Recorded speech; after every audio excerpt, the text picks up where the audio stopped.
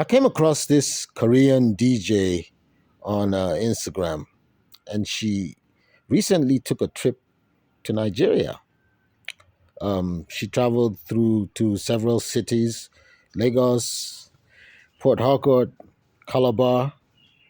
Um, from what I saw in the footage, she had a great time here. Yeah, she did. And she highlighted on the fact that we have some really beautiful places here. She went to some of the loveliest places we have in Nigeria. She was at the Obudu Cattle Ranch, which is a really lovely place. She also went to the trenches. She was in some marketplaces, playing music and dancing in Mile One Market in Port Harcourt, which is a bit of a notorious place. Although it's not so dangerous that you can't go there, don't get me wrong. She had a great time. I like the way she engaged with communities and reached out to the people and interacted with people. And it had me wondering, where are all the Nigerian DJs? I mean, sure, we have some big time DJs, right? Yeah, we do. Why aren't we doing stuff like this?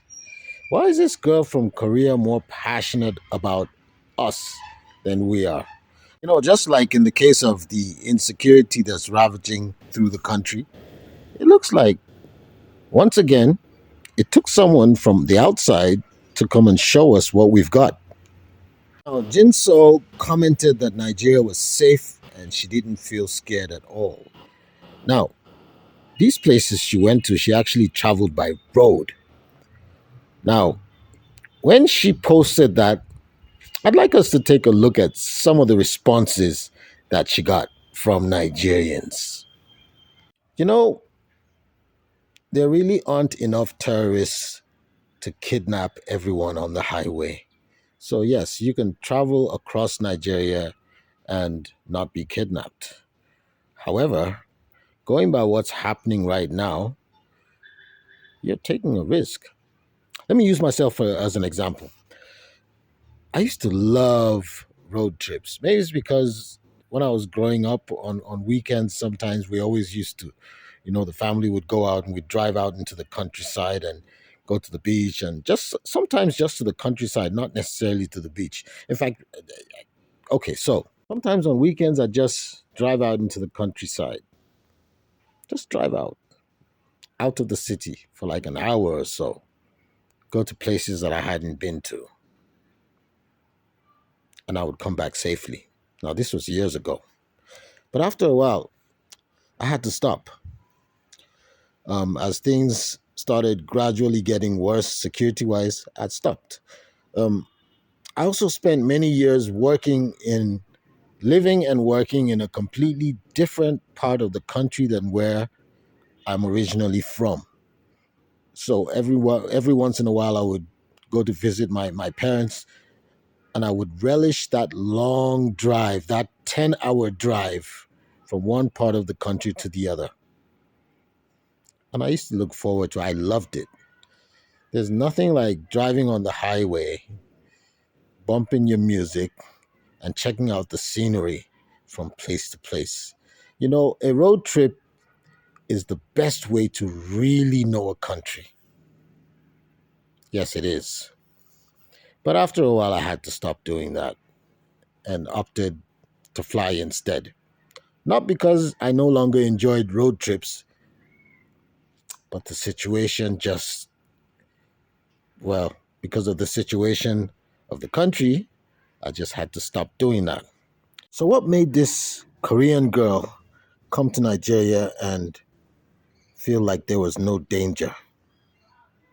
Let me explain. I think I understand. Music. You see, she's so passionate about our music that she only sees the good in anything Nigerian. And I can relate to that. Now, if you grew up listening to reggae music, for instance, if you really love reggae music, you would have um, a lofty view of the place where it's from, which is Jamaica. Even though there's gang violence and crime, especially if you listen to music where they don't talk about that. Which brings me back to the point I really wanted to make.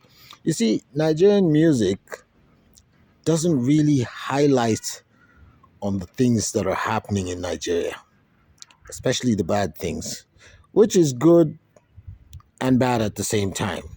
Because, well, the good part is we market ourselves in a positive light, which is great. But then the bad part is we have music that doesn't really speak to the reality of the situation that we are living in. It doesn't really speak to the reality of what Nigerians are going through. And that's not necessarily a great thing. Now, if you listen to, for instance, if you listen to hip hop, let's say you listen to a group like NWA and you are really passionate about their music, and one day you got a chance to go to Compton, which is the place that they talk about. That's where they're from. And you'd heard songs like Fuck the Police. First of all, you'd know that there's police harassment in Compton, right? There's police brutality there. So you might expect one or two things. You've heard Ice Cube talk about AK-47 is the tool. Don't make me act a motherfucking fool. You know, you would know that, okay, there might be danger lurking if I went to Compton. But you see, Nigerian music doesn't really paint a grimy picture of Nigeria, which, like I said, is good, but at the same time, it needs to get more real. All we talk about is glitz and glamour, nyash, money,